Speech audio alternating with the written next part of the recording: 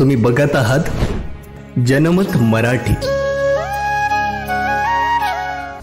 महाराष्ट्राचे कृषी मंत्री माणिकराव कोकाटे यांचा आज नाशिकमध्ये सर्वपक्षीय नागरिक सत्कार करण्यात आला। यावेळी त्यांनी आपल्या राजकीय प्रवासातील चढउतार मांडले आणि मिश्किल शैलीत राजकीय प्रवाहावर भाष्य केले।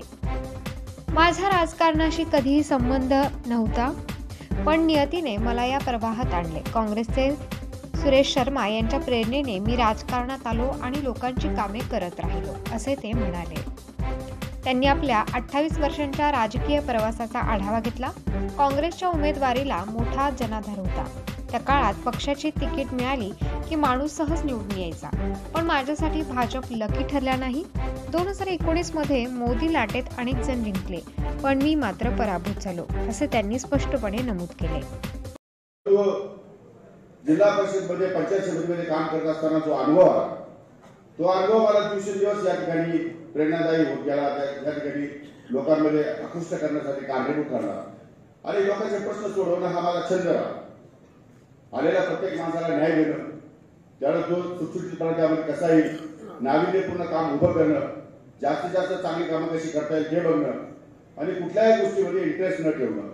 इंटरेस्ट ज्या दिवशी माणसाचा क्रिएट झाला की त्या दिवशी माणूस जीवनात काहीच करू शकत नाही आणि कुठल्या प्रकारचा इंटरेस्ट क्रिएट करायचा नाही, हे बेसिक प्रिन्सिपल माझ्या मनात आहे। कोणा मित्रामध्ये इंटरेस्ट नाही, कुठल्या आर्थिक घडामोडीमध्ये इंटरेस्ट नाही।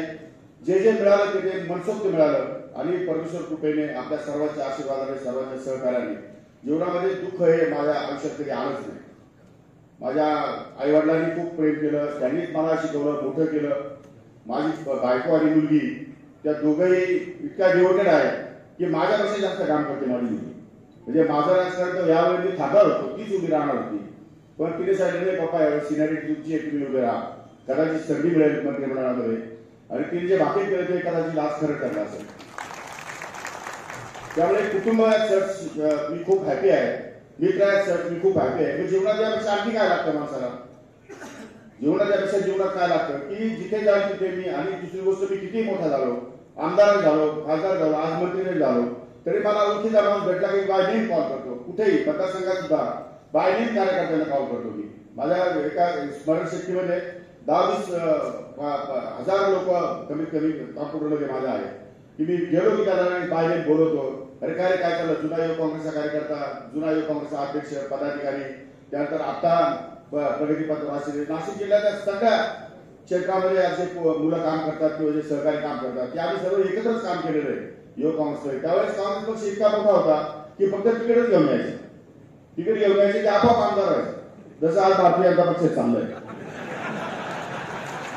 तिकीट आले की आपोआप आमदार होतं, पण मी कसं काय आपोआप ठेवलं मला माहिती।